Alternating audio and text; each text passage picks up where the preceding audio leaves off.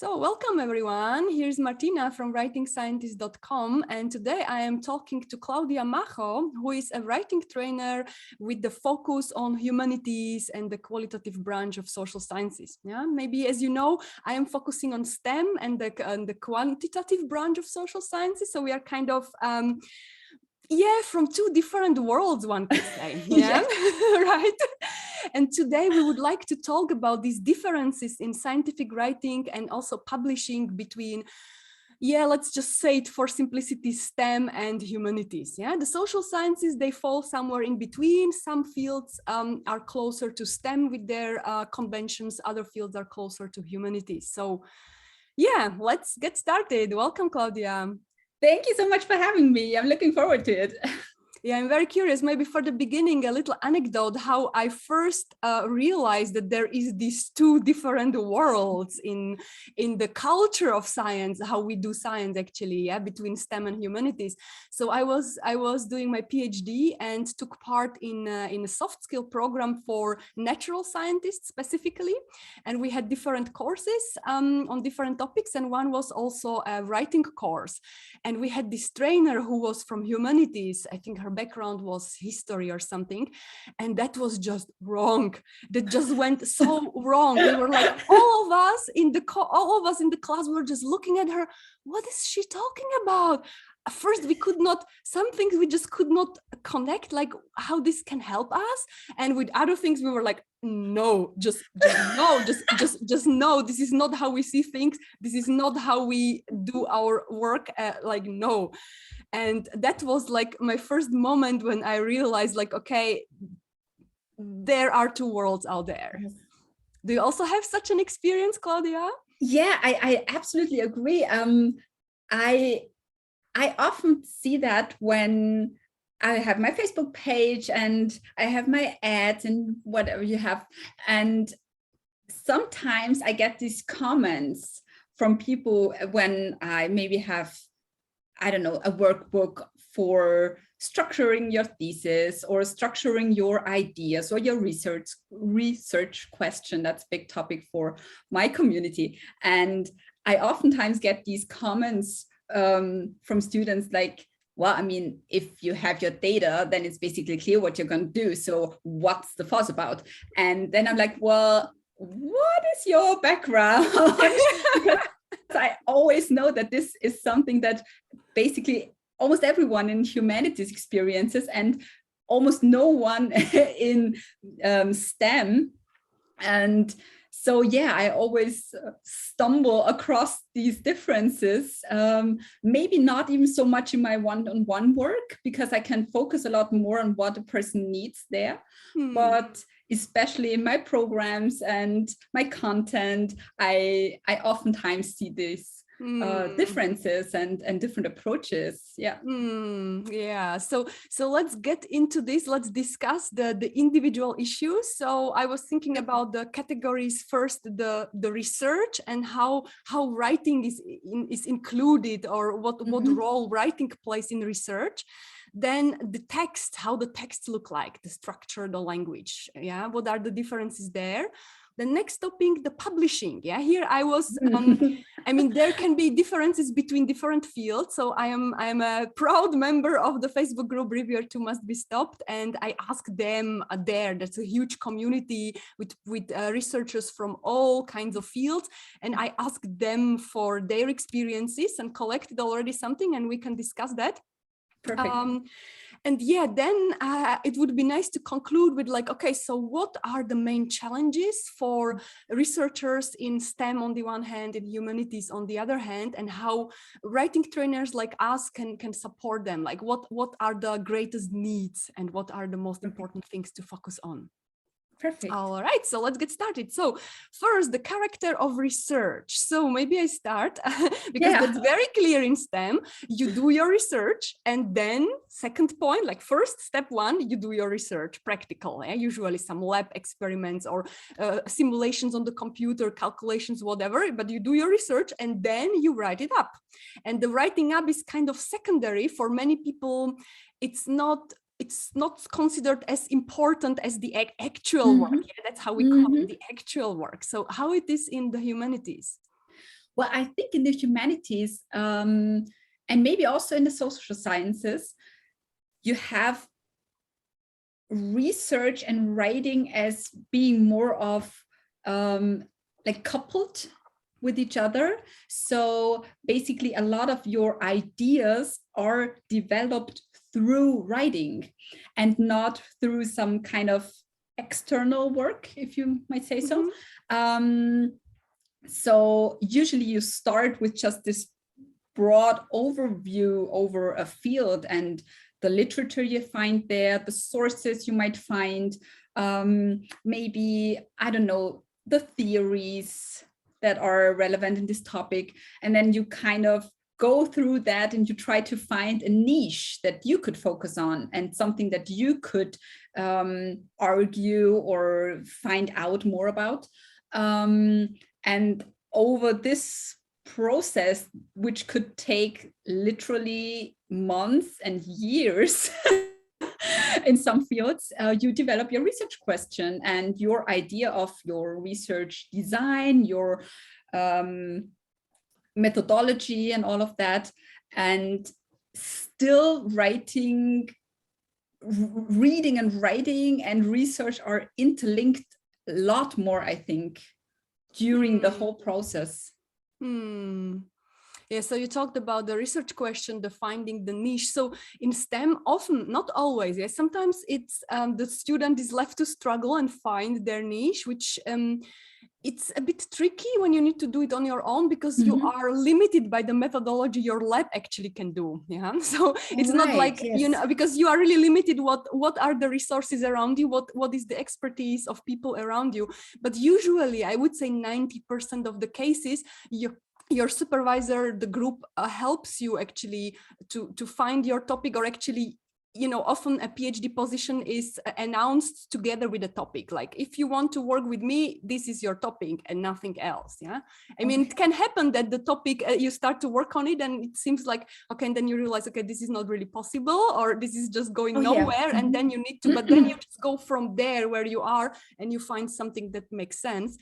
But yeah, I mean, as I said, some people struggle with finding a topic because it's like, so you are kind of at the edge of, it's like, I think, as I imagine it in humanities, there is this big network of ideas and things, and you are searching for little gap or holes.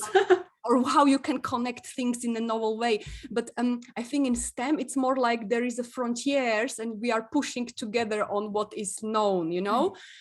So, and you kind of need to get to the very edge to actually see what are the open questions. It's not like you get, oh, I made this mistake in my bachelor thesis. My professor was like, oh, sure, you can do for your thesis whatever you want. And then I spent months in reading and I got deep in something only to realize, okay, if I want to go for this question, I would need very different method that no one can help me with at my institute. And this is not for I mean, it could be okay for a PhD, but not for a bachelor. So yeah, that's a bit different, no? The focus. So I think in humanities, you spent a lot of time just to find your question, right?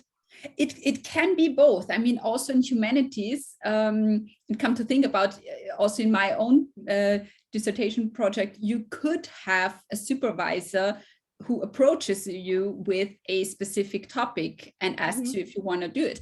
So for me, for example, it wasn't so hard to find this niche or this idea of what I actually want to work on and write about.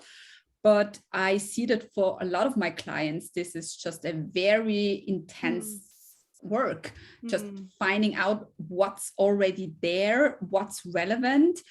At some point, you find everything relevant and don't know how to put it together into one text. So this is a lot of work that's basically, and this might be one of the main differences.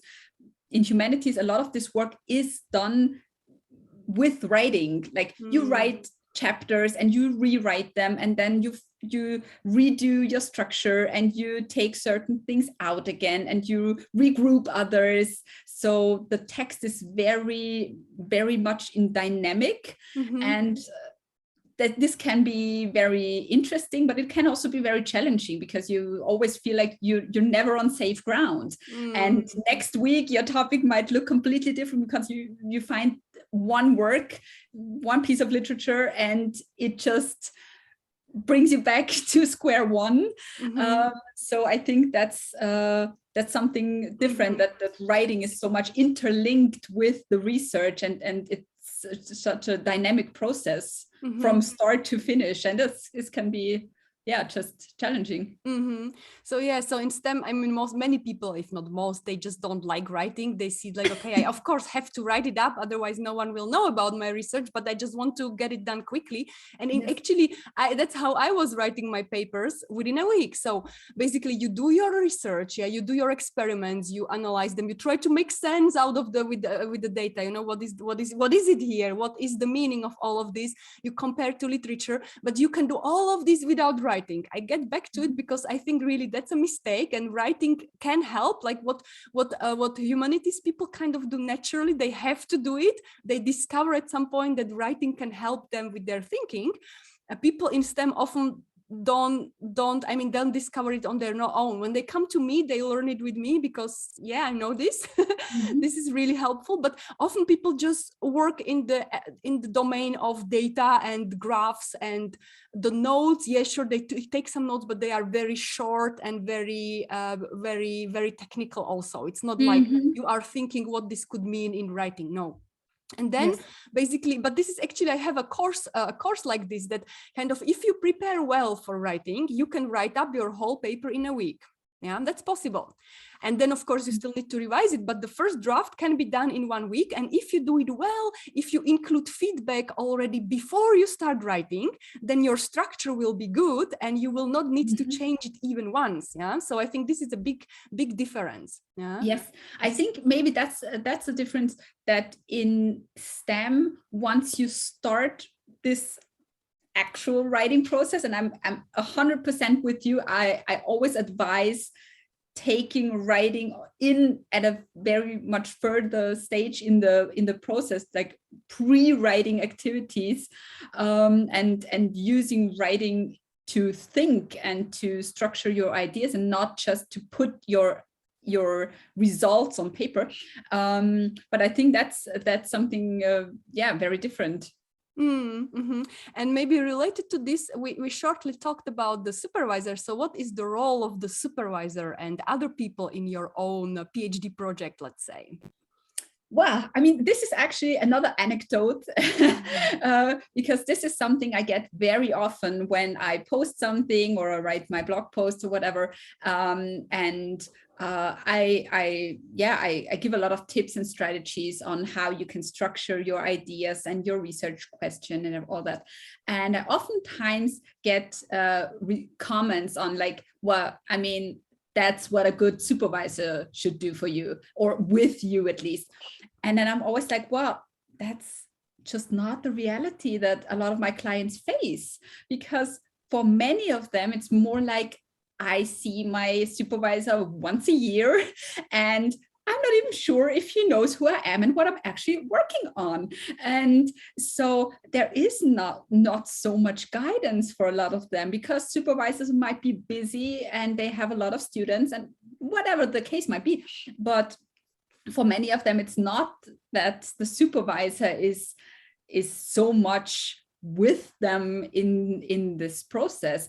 Of course, you have other students, maybe they work at university in a project with their own supervisor, so they basically see this person every day, and they can just easily discuss questions. So you could have every kind of relationship there, of course, but I would not say necessarily that in humanities you always have this really strong connection with your supervisor and really have a sparring partner that guides you through this entire process. Many of my students are basically working on their own, and the supervisor tells them, well, get back to me once you have your text and once everything's done, and then I will tell you what I think about. I don't know how you would say, does this differ in STEM? So, I mean, in STEM, you can also be left on your own because there are also busy professors with many students, but I think the character of the project is very different. No? You have, like in STEM, you have, most projects are collaborative by nature. You cannot do your project on your own. There will be also, we will talk about the publications, but also like single authors paper. It's maybe for reviews and opinion pieces, but research articles, that's practically non-existent. You cannot do your project on your own. So, I mean, it can be that the professor is not really taking care of you and you are on your own, but still you are working in a lab with other people. It can be that this is a very competitive lab and they are also not going to help you. And then I would say you are in a wrong place, and that's something I would try to get out of that personally, or find a kind of a collaboration. But because you work on the same project, it's kind of more natural that the supervisor is much more involved. What is common in many places, I have heard of all over the world, that you have these kind of weekly lab meetings where people present the progress of their work. Yeah, it's not text, it's more like slides with graphs, and you discuss, but you also discuss if you have some difficulties, and maybe if the professor doesn't know or someone else doesn't know, maybe they know, I have a colleague in France and you could contact them and they know this technique, they can help you. So I mean, in theory, you should not be as alone, as lonely. In practice, sometimes you are, but the project is collaborative, and the professors, the supervisors are usually much more involved. They are not involved in writing. They are not involved in writing. You write your own draft, but then they will have a look and for the revision. Would you say, I'm interested, is it less common in STEM to have external doctoral projects? So someone who is not working in the lab or at the institute, the university, doing their research in a lab, is that possible even? But what would be then your research? You need to do your research. I mean, there are people who still have another job or something, but mostly I think this is much more common in humanities. I have heard like there are many people doing a PhD, they don't have a position at the university and no money. No, this is super hard to do. I mean, you need to do your lab work. You just have to. I mean, no one is going to do this for you. You are not going to get a PhD for just writing review papers or something. Yeah. Yes. Yeah. But maybe it's possible just to like have some kind of like, you just go in there and you can use the structure and whatever you have. But then you need to be a very rich person, because you need to earn your money somewhere, right? Because this takes a lot of time. You cannot just really do it like 2 hours per day or so. Yes, right.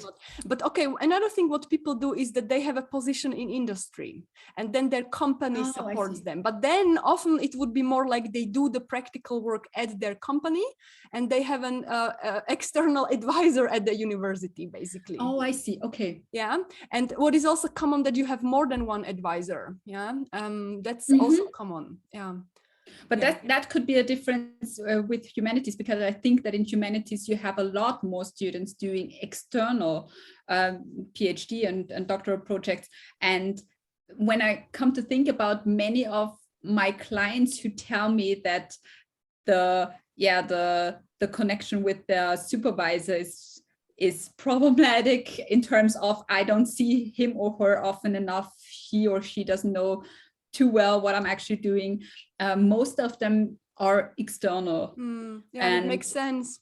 Of course, I mean, you're just some person who at some point in the year walks into this professor's office and sure. So I think most of them, they feel kind of left alone in a lot of their questions and insecurities and doubts. And maybe this is not so much the case for students who actually work at university, that have a position and they are in this academic structures and system kind of. I mean, the structured PhD programs, they they were created to support PhD students. I mean, this was also the common in STEM, yeah, that the professor would be busy and the student would be on their own. And that's why we have this program. So there is, and also the idea that you have two supervisors actually, and not just one, that kind of increasing the chances of having a good supervision. Yeah. But okay, now we are getting in some details. Let's move on with the topic. Yeah. So that was the topic of research and writing. Yeah, we have seen that in humanities, writing is an integral part of the research. And in STEM, it's like the second step that happens after the research is done. But yeah, so in STEM, definitely people would benefit from this pre-writing, writing much more during your research to sort out your thoughts and ideas, because then what the struggle is for the researcher, when it's time to write it up, you don't know how to put it into words because you have worked on something very concrete, and now how to describe it in words. And also, like, you have read some literature, but how you actually compare your work to other people's work, how you put this all together. So this can be a struggle, and that struggle is easily addressed by writing along your research every day. Yes, definitely. I feel like in humanities you have maybe at this point the challenge or the need would be more of finding structure early on, like not writing and writing and writing. I oftentimes have students who tell me I've written like 400 pages already and still don't really know where I'm going to with all of that.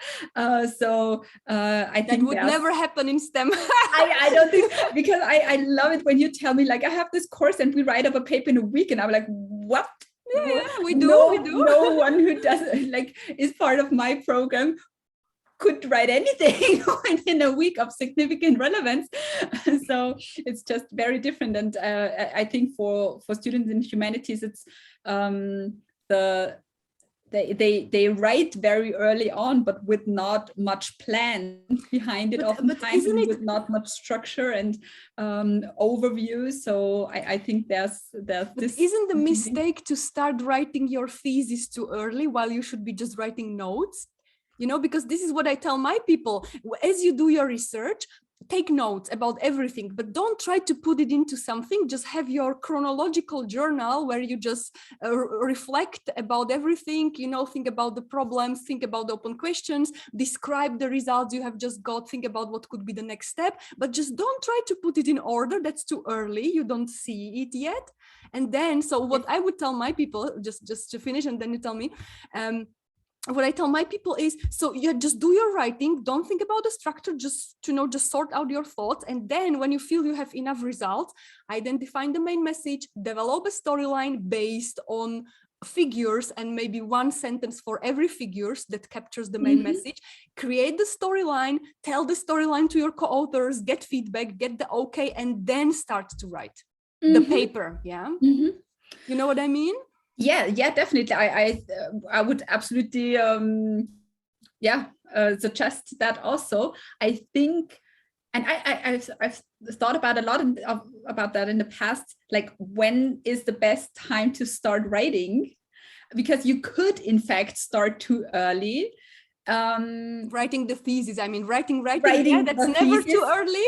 Yeah, I mean, we will come to that, like what is the thesis looking like in the different fields, and that's a big difference also. But in general, of course, I did make that mistake, because when I started, my supervisor told me like, well, I mean, you have 3 years now, so within the next year 1/3 of the text should be finished. And I was like, okay, well, so within the next year, I have to write approximately 100 pages. I know this will probably take me almost a year, so better start working now. And I immediately like jumped into the text. I just took the first Word document and I started typing away, and I went completely off track after that, because I had no idea what I wanted to say. I had no idea what I actually wanted to find out. It was just a mess, and it took me years to kind of get all of that into a structure again. So I definitely know that there is a point that's too early to start writing. But also, of course, I see, especially in the humanities, that there's also a point that's a bit too late, because of course, if you just read and do your research for 2 years, basically you've forgotten about everything once you start writing. That's why you take good notes, right? Exactly. At the end you have everything and you just put it together. This is my approach. Exactly. I oftentimes see these two mistakes, writing right from the beginning without knowing where you're actually going for, and leaving writing too much into the future. Like, I have to find out everything first. I have to know everything. I have to understand everything. And then I start writing, but people just lose track of what they found already. And so I also suggest in the humanities, like taking notes, doing a lot of structuring work, like, okay, what did I find? How is it connected with other things? What are my main ideas, my main arguments? What are my main questions, and how am I going to answer them? And kind of working out an overline for the text, and then you know which parts of the text actually need what and what you want to say, and then you can write the text a lot more sufficiently. So what you just described, it's basically the approach is the bottom up and the top down. Huh? So yes. The same you have in STEM. Yeah, people who like to think everything out in detail before they start writing, and then they are blocked because they just like to stay on the overview level and don't want to dive into the details. And people who just start without thinking. So I really think for me, this as you just described it, yeah, having the notes as the step in between your thinking, planning, and writing the actual text that matters. That's important. Yeah, that's important. The note stop. And I also have a video. We can link it. This one, I made an interview with a student who uses the slip box method. I saw that one. That's a cool method, and I think, I mean, for STEM it's cool, but I think for humanities it's a must, kind of, you know, because that allows you to, because for STEM, I mean, I was just having my chronological lab book that was very fine, yeah, that worked for me, but at some point when the things get complex and you want to link things together and, you know, have elaborate relationships between the different arguments and ideas, the slip box is really strong. Cool. Yeah, I think so. Yeah, I often also tell my students to write more at this stage of the research process, like thinking pieces, so texts that are just for your own. They are not meant to be what I mean. Exactly, that's of the dissertation, but just to get your thoughts clear, to see, like, okay, how do things, how are they connected, and what's unclear, where should I find more about, what do you need from this topic, what do you actually want to say? And for me, I started way too late with doing that. I started doing that like after 5 years of struggling with my PhD, and it made so much of a difference just to have on paper like my stream of thought, like, what am I doing here, and what arguments do I want to stress, and what ideas do I have, and what did I find out, or what is interesting, what is surprising, I don't know what. So it's very interesting what you're saying. Your thoughts. This is exactly the commonality between STEM and humanities, yeah, that use the pre-writing, use writing for your thinking, and everything will go better. Yeah. So we find one similarity. But this is a similarity in the process, which kind of does not surprise me, right? Because it kind of, I really think that writing is a kind of a mode of thinking, and writing can really support the complex thinking. And we have complex thinking in STEM, we have complex thinking in humanities. So let's keep this as a one important commonality, and it's one also that many people don't discover. I mean, in STEM definitely not. In humanities, sometimes as they work on their text, they realize, yeah, that it's kind of helping. But yes, switching to a separate place for the notes and not just working on your thesis document, that could help, right? Yeah. Absolutely. Cool. So maybe let's keep the topic research and writing with this, and let's move on to the text. Yeah, the actual text, the structure, the language. So maybe first, you already said, like, in the first year you were supposed to write a third of your thesis, which is 100 pages, and I just opened my eyes like, Oh, okay, 100 pages. So in STEM, you often don't have the prescription how long a thesis has to be. Usually, if you ask your supervisor, they are like, yeah, as short as possible, as long as needed. Everyone is happy when it's not too long. And you have also this cumulative thesis when you just have like 3 papers, and each paper can be maybe 10 pages or 5 pages, can be short. You have 3 of them, you write 1 page or 2 pages, I don't know, sometimes more introduction. Yes, some professors want you to have some substantial introduction, but okay, substantial is 30 pages. Yeah. And then you write a couple of pages of general discussion and an abstract, a summary, and that's it. Yeah, that's your thesis. It can be 50 pages.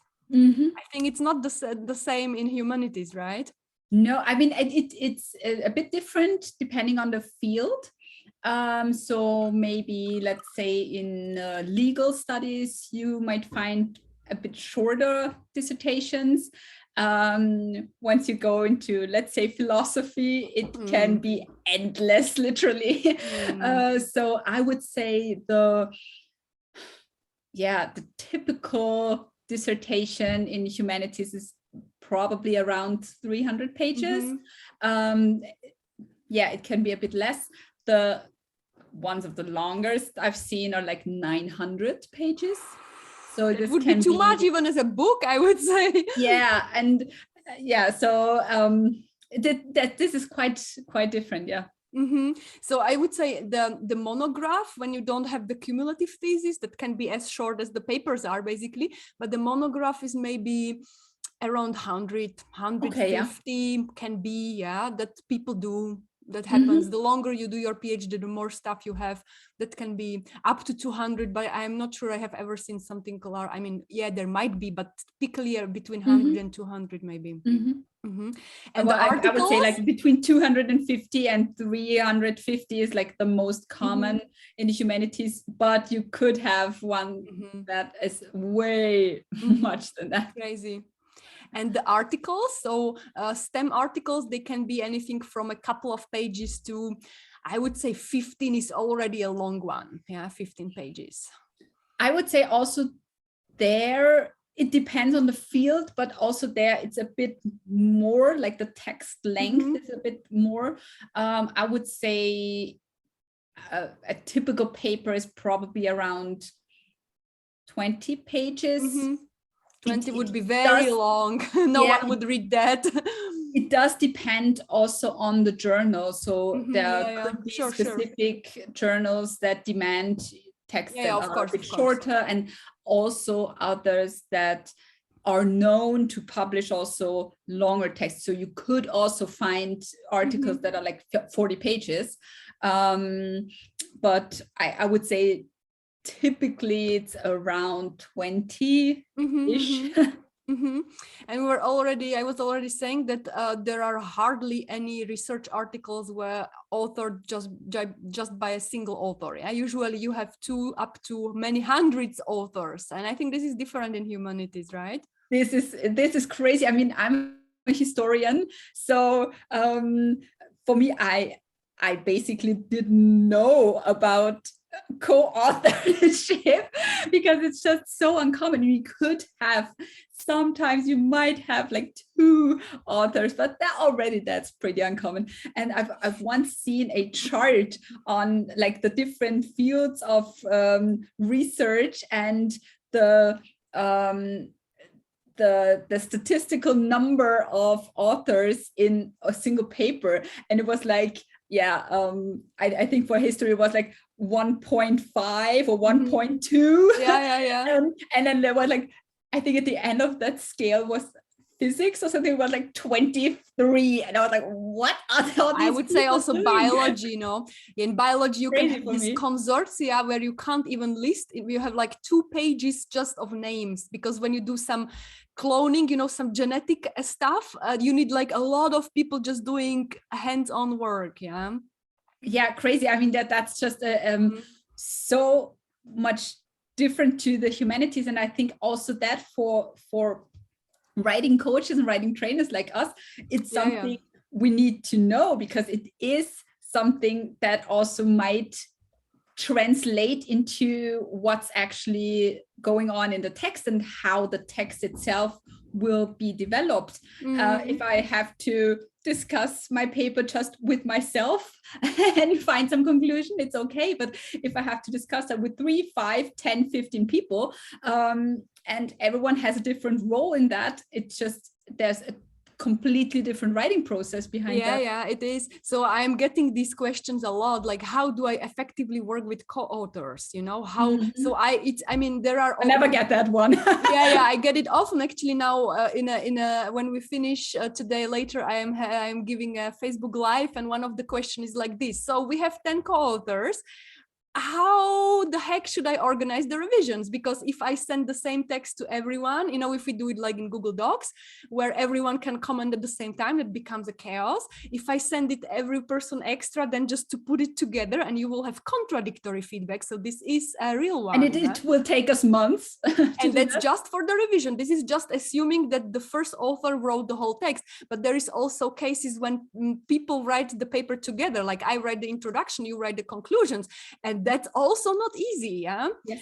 And I'm talking to people, and the more experienced people say, well, there is no, like one person was saying in some other interview, like, yeah, I still did not find an optimal process here. And then the other one was like, because there is no optimal process, this is always a hassle. Yeah. So this working with co-authors, this is always difficult. And also there is the emotional component, you know, you are proud and happy with your paper, you send it to co-authors and they crush you, you know, they just hate it and they change your formulations, they rewrite your sentences, and it feels like invasion in your baby, you know, like. So there is a lot of issues related to the co-authorship. Yes, I absolutely see that. I mean, I come to think about it, I was actually even doing one paper with co-authors, but right in the beginning I was like, okay, well, you guys write it up and I'll do the review. And I just put everything together in a nice form. And because I was like, okay, I cannot be bothered with that. It's just way too complex for me, like writing a couple of sentences and then another person writes a couple of sentences. And in the end, doesn't go well. That doesn't go well. It went well like that.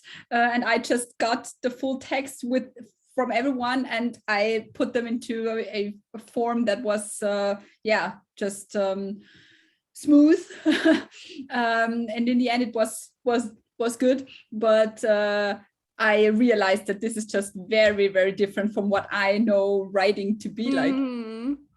Yeah, definitely. So that's the co-authors, the article length, now the structure. So you were already saying that the structure is something that you need to develop as you work on your topic. In STEM, there is a very conventional structure for research articles. You just have the template, and it's not just like you have the sections already set. It's often the structure within each section it's set. You have a template, and you just need to put your story. Like, for example, for the introduction, the template is like this. So we have this big problem. We know some things about it already, but we don't know some other things, and this is the one thing we are going to answer, and this is how we proceed in the paper. So you basically have a template, you just put your concrete stuff in it and you write it up. That's why it is possible to write up the whole paper in a week, because you don't need to, the structure is set. I mean, you need to find the structure for your storyline, but what you basically need to do is to pick your results. So basically print out all the graphs, pick those that are most important, and find an order. Decide what is the main message and how you order them, and just write around that. So that's actually not too hard. Well, I think in humanities you don't really have that. You don't really have that for papers. I mean, it could be that a specific journal, for example, tells you like we would want to have this kind of structure for every submission. So maybe you have some kind of guidelines from the journal itself, but in general, there's not like a common outline for articles or papers, and especially not for dissertations. Like you could basically do everything. And this is also very hard, like how do I structure my ideas? And as I said a bit earlier on, I think for many students and academics in humanities, there is a lot of restructuring going on through the years of this research process, and a lot of finding out, okay, well, this might not work. I have to do it differently. I have to put this chapter up here, and I have to kick this chapter out because it's just not really relevant anymore. So you kind of have this back and forth all the time. And also you always have this insecurity, like, is this the best structure, or could I do it differently? Could I do it better? And many of my clients, they really struggle with this. Like, at some point I have to decide on one structure, but how do I know if it's the best one? It's interesting, because in STEM, I would say the structure of the thesis doesn't matter too much. You basically, I mean, you could simply write chapters, and then you see, like, you write text about so you sort things together in chapters based on what belongs together. You know, you have one project, another project, another project, and then you see how you order them at the end, whatever. It doesn't matter at all, mostly, you know. It's like, yeah, so yeah, the paper needs to have a storyline, so kind of the readers can follow, but the thesis, whatever, just put your stuff put your stuff together and good it is. Yeah, so interesting, very interesting. No, Structure is usually not the issue. A lot of the one-on-one work with my clients is, okay, let's see what you have, let's see what we can do with that, and what the best structure for the text is. Like, what are the chapters you actually need, and what is going on within a certain chapter, so what are the topics that you have to discuss in that chapter. And just for many of my clients, this is just a fog of topics and ideas, and you could start with that, or you could start with that, and this is also relevant, and where do you put that one? And it's just like you said at the beginning, it's a net of ideas. It is a network. You then never know where to start with. Yeah, I mean, I even everything I say here, it's just tendencies. So some of my students, they are perfectly clear from the beginning on where they want to go with the text. So of course, this doesn't apply to everyone in humanities, but I see it as a more common challenge in the humanities than maybe it is in STEM. Sometimes when people ask me, like, okay, so I have these clear things that belong together, but then I have this collection of all the side experiments I did, what can I do with it? I'm like, make a chapter with collection of side experiments, you know, as problem solved. It's really not about that. I mean, how you connect it, that's in the discussion, how you discuss the things. And this is actually something that my people struggle as well. Yeah, how to put things into a bigger perspective, but that's not the core of the work. And if you don't write a good discussion, I don't think you will not pass your PhD exams. Yeah, so you will have a lower grade, but what does it matter, you know, at the end? So interesting. I see. Okay, so let's move on. The next thing is language and style, my favorite topic. Because in STEM, the ideal is very clear. So we want to convey information. This is all the language has to do. So we need clarity, we need precision, and ideally we want to do this with as little words as possible, because the words are really like minimalistic, purely functional. Yeah, so we just need to, and this is, of course, people struggle with this because you have done your experiments, there is something that physically has happened or in computer, and now you need to put it into words. Yeah, so to find the right words is not easy, to get the clarity, to get the precision, this is all not easy, but this is the ideal. Short sentences, clear, short text, to the point, nothing in excess. So how it is in humanities? Well, I mean, I think that in humanities, you have a lot more of that idea that language is art, kind of, and you kind of want to show off a bit. So I don't know. I mean, I don't know if we said that in the beginning. I work mainly with students in German. So in German specifically, you still to this day have this like 19th century notion of the more complex your language, the more complex your writing style, the smarter you will look. And I have quite often clients that write sentences that are like literally half a page long. And at the end of the sentence, you've completely lost track what's going on. But they just feel the need to show how smart they can put everything together. So I feel like this is definitely getting better. And I also feel like this is not so much the case maybe in the English speaking world, because English as a language just works differently than German, for example. But I feel like still in the humanities, you have the tendency to have longer sentences, more complex thoughts put together in one sentence.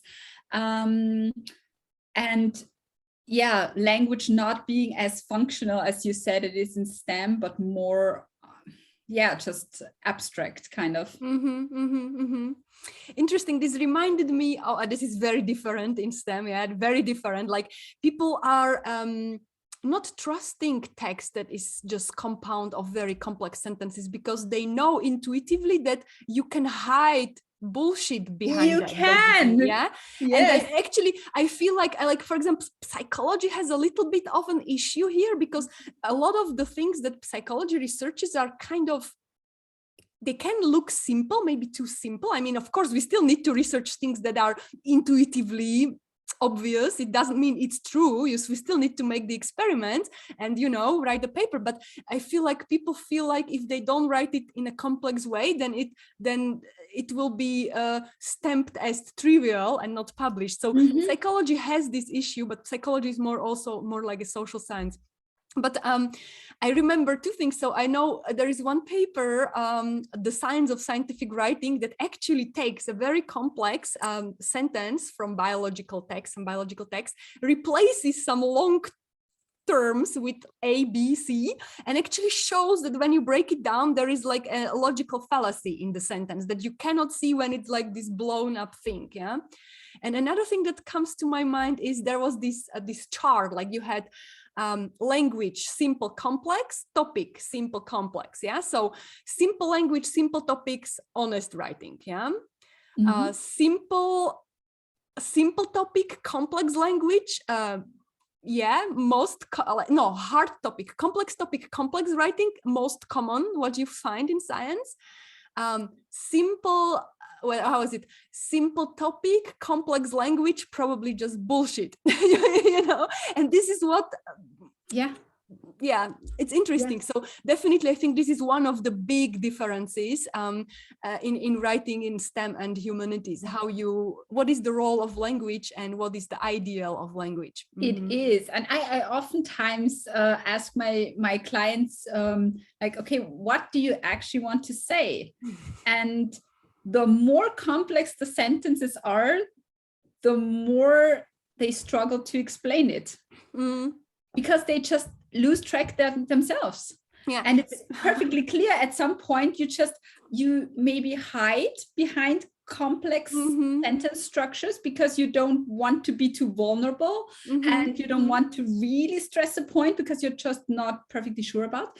But at some point this just clicks and then you just lose yourself in your own text and you write sentences that are just meaningless, basically. You don't even realize it anymore. So I always stress this point, like use a language that still is clear to you. Like you have to know at every single sentence in your text, you should be able to tell it in a different way and like with different words. You always have to know what it is you want to say. And then you can ask yourself, like, how could I put it? And maybe at some point you just happen to use a more complex language. That's okay. But you shouldn't hide behind complex language and hope for the best that no one will find out there's nothing behind it.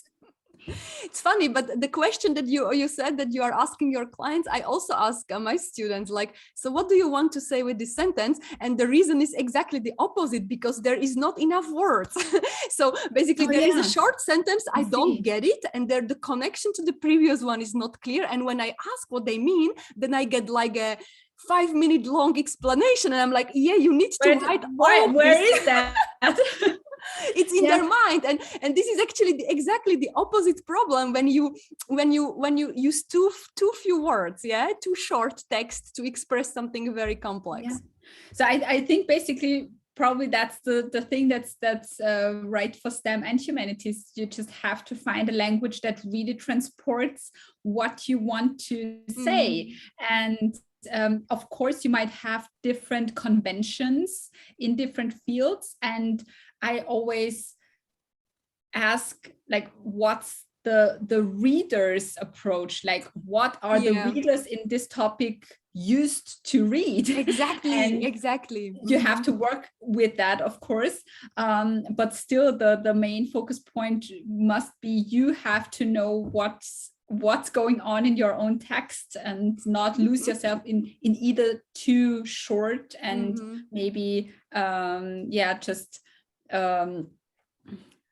overviewing sentences and language, but also not in just babbling around.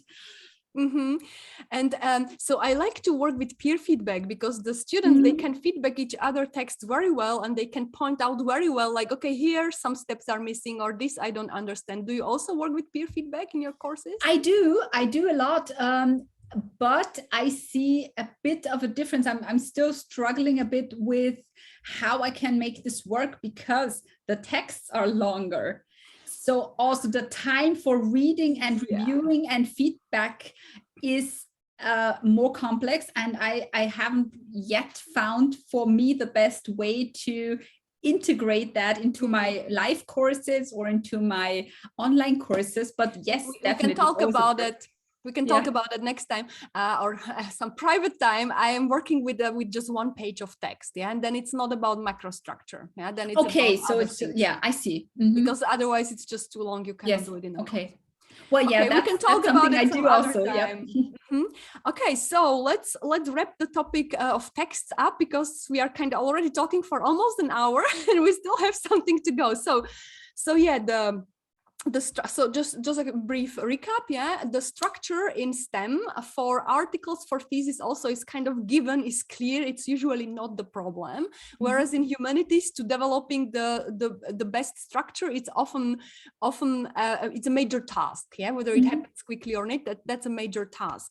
Then the length of the text is also different. In humanities, there tends to be more text. In STEM, everything is shorter, the articles, the thesis, and the language is different.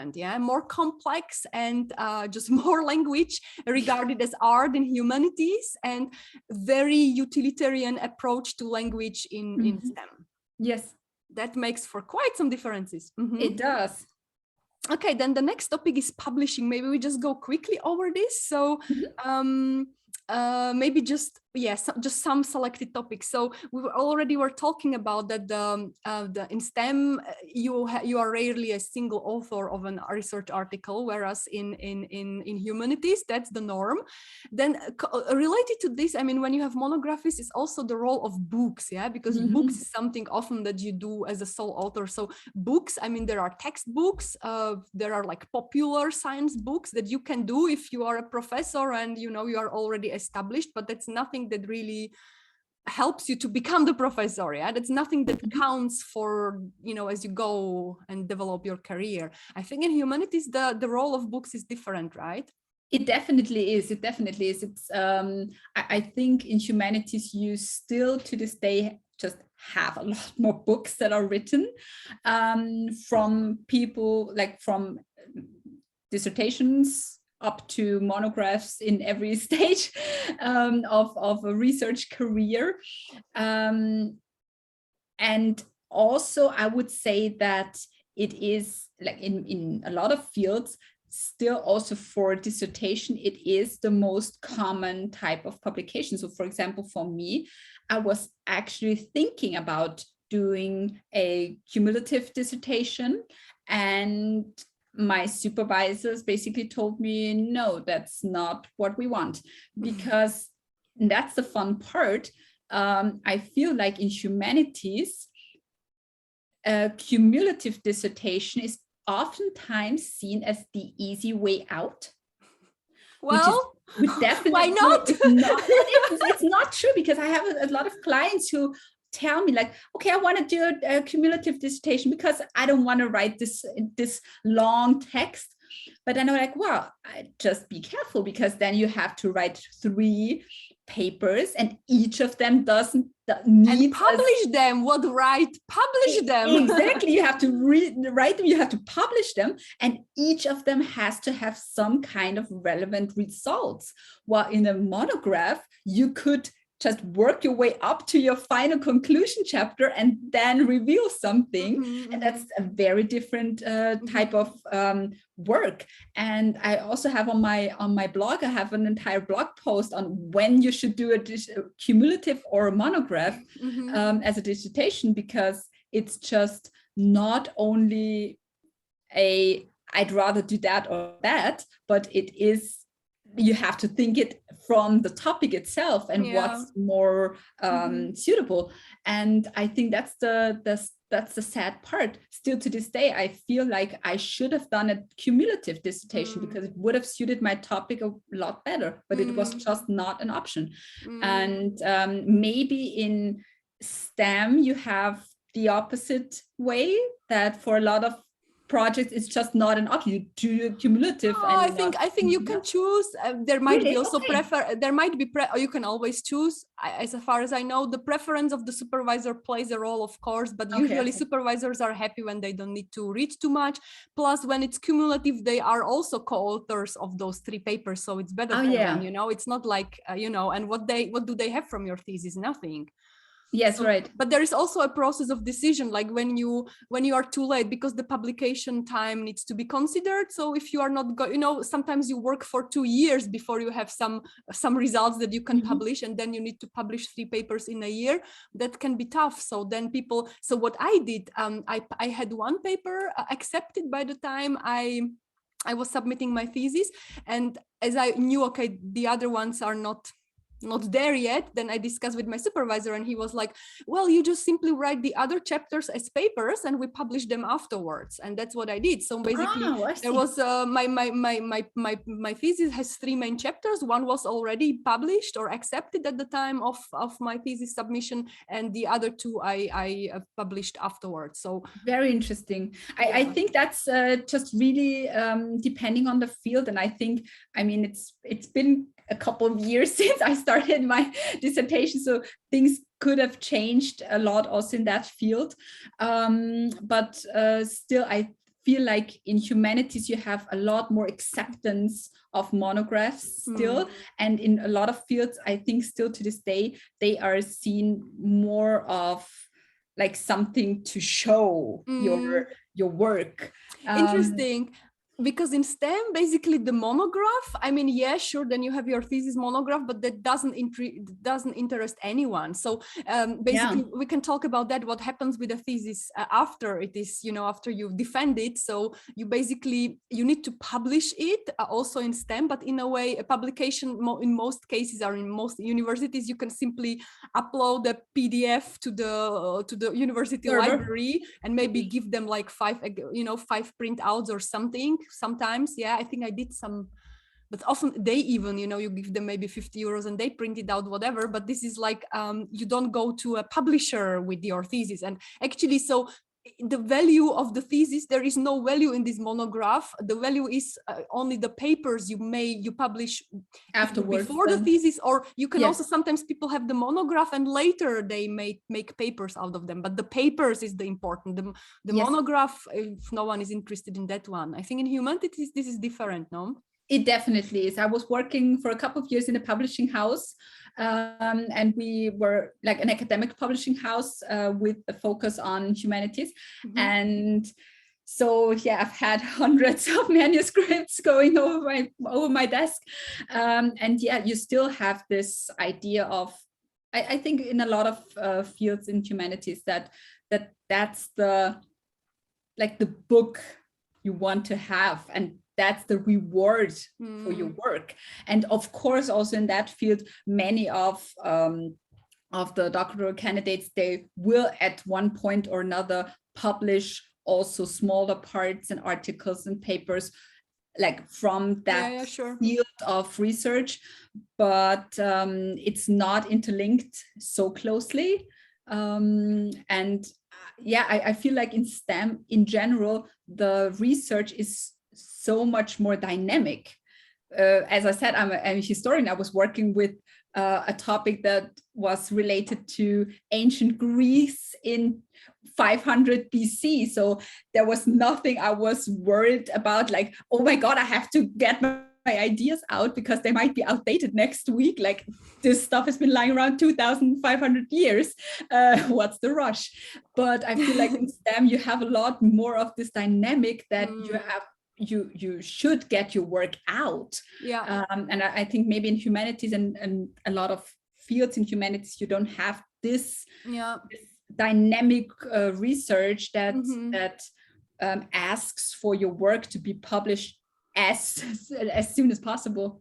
And I think that also then is related to the role of books, because in STEM books, I mean, sure, when you want to learn about a new topic, you can get a book, but for working about, you know, like for serious, like discussing a book for your research, that's like, no, you know, I even have like students in my courses saying like, yeah, there was this old paper 2007, this is a very old paper from 2007, you know, and we were talking in 2020 or so. This is like, you know, 10-year-old paper is like in most fields already.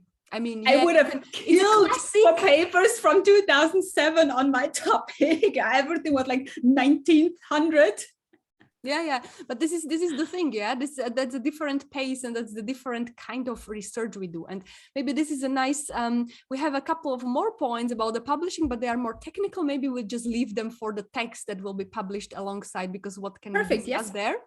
And maybe now it's a good point to wrap it up. Yeah, because we see the research, the character of research is qualitatively different in STEM and in humanities, and that also brings along a different role of writing, different writing process, different writing conventions, and different role of publishing and different publication types.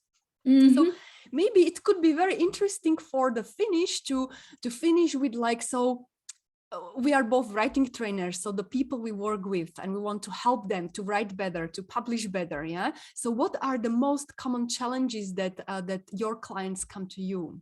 What do you think?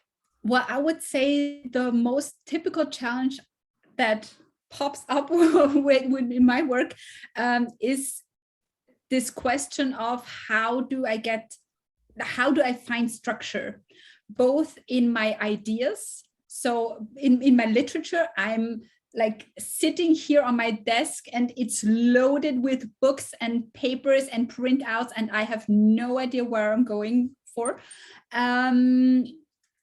So finding structure in this process of research and finding good ideas about your own topic. Also finding structure for the texts that you want to produce. So what do you take in? What do you leave out? Where is like this logic going on from page 1 to page whatever. So yeah, just finding this structure in what is your main point and how you want to stress it. I think that's basically the most common challenge that I see my students facing, like finding literature and putting it into in a logical text and research. And you are talking a lot about like one-on-one work that you do with your clients. Now, I think this is the best format when you have a particular client with particular text and problem and materials that you together look at it and you help them to sort it out. Yes. Because I think for me, it's different. I think I find the group programs, the group offers most effective, where people can not just learn from me, but also to learn from each other. And of course, we do like feedback on the storyline, feedback on the text, but often the problems people come to me, they are not like I need to really understand their work. Yeah, I don't need to go and look into their text to help them, because maybe the most common. So there is one thing that the beginners, they need to learn the know-how, and this is really like the technical tools, like what is the convention? I mean, there is a conventional structure, but what is it? Yeah. So how do I structure an introduction? How do I write a discussion? How do I structure my own process? And how do I write, like basically the toolbox of writing, you know, how do I structure paragraphs and sentences, and what is okay in the language and style and what not. So this is the basics. But I would say maybe the biggest problem people have is with actually producing text. That's one thing, how to actually put down those words. And also it's about juggling your time. So you need to write, but you need to also do some more experiments. And this is a way of procrastinating on writing. Simply do some more experiments, like when it is enough, and when you, and how to get yourself to write. Also, when you do also need to do some other things on the side. So this is really more like the topic of writing process and writing productivity. And yeah, maybe we can leave it by that. Of course, like how to structure an introduction, how to write a discussion. This is more like the know-how things. But really, there is the notion of writing productivity. That's a huge one. Yes, I think also for maybe my clients, this problem that I was stating earlier on, like finding structure, it's you have this like twofold. It's one time for the entire dissertation, but of course this also gets down to each chapter or each page and paper. So I always work a lot with like writing strategies to kind of get the structure within a single chapter or paper, and finding out like, what do you actually want to say here, and also writing techniques a lot with like how you can find things you need in literature and in the sources, and how you can put it together with your own thoughts and bring it into a good structure. And that's something I teach in an online course also. So I have both like the one-on-one and the online course, but it's absolutely right what you said. It's two different topics and different questions I target there. Yeah, surely. I mean, the know-how you also need to convey, but I feel really like, of course, I also offer one-on-one sessions usually, but I prefer to do it together with the course, because I feel if we have just one-on-one session, then you will be wasting your money and I will be wasting my time telling you something that you can simply watch in the video and then asking questions, you know. But there is a value in the one-on-one sessions if someone really has some issues. But I also feel like for my people, mostly when they go through the course, then they are, I mean, of course, peer feedback is always valuable. I teach the technique of the peer feedback, that they can feedback each other. And recently I talked to a participant of a course like from 2 years ago. He was like, yeah, I'm still in contact with Simona from the course, you know, nice. Because they had a similar topic and they started to feedback each other text, and they still are in touch and do it. And this is how you do it. So for me, it's really like help to self-help. And it really works. And also I see in the group sessions that people often explicitly are like, okay, now I have a question to the whole group, you know, that it's not just about me, like, how are you doing this and that? And they are taking that's perfect. I love that. Yeah, you can learn so much from other students and from their experiences and what they found out during their own process. Absolutely. But I totally see it when you struggle with your own structure, and of course you learn the know-how in the videos. But if it's still kind of hard, then to get a one-on-one session is makes sense. Definitely. So this is again another difference that we have found between the STEM and humanities writing. Maybe, yeah. I think it's and maybe like a last take-home message, if you are like an early career researcher, you know, if you are at the beginning and you still struggle with writing and you think about getting help, getting support, really look closely who is the trainer you want to work with, because I think really people are, especially students, are not aware that it's a big difference. I try to make it very clear on my pages everywhere, on my offers. We discussed with Claudia beforehand briefly that for her it's a little bit harder how to write it, because especially in German, the word humanities, so economics, where do you count yourself? Yeah, for me it's very easy to set it. You could define it as like non-STEM. But yeah, so basically for the students who are watching this, really, if you want to work with a trainer, look what is their background. And it's, I mean, my background is biology, for example, but I still work very well with technical fields because I am doing this for a while. And I also, my biology is computational biology. So it's kind of in between, yeah. But yeah, I would never feel like taking on a student from history. Yeah? I would just simply send them to Claudia, because that's what makes sense. Yeah, Yes, we can help most when we kind of belong to the world that we try to tell you something about. That's definitely the easiest. Yes. Mm-hmm. All right, so maybe it's time to close the session. Yeah, thank you, Claudia, very much. This was Thank very you interesting. so much for having me. I had a blast, and I found out so much about STEM and a new world for me still. It is. So I am in this Facebook group, Reviewer 2 Must Be Stopped, and I'm always amazed by the diversity of answers to questions. And then sometimes I think people became more aware now, but at the beginning, when I was realizing, they would get into arguments like, are you crazy? How can you recommend this? And then like, wait, what is your field? And what is my field? And that's how okay. That's so fascinating, really, yes. really. Yes, I think it's just this is maybe the most important takeaway, just seeing the differences and working with those differences in a in a good way, and being aware of how things are different in the different fields, and there's not one right way to do things.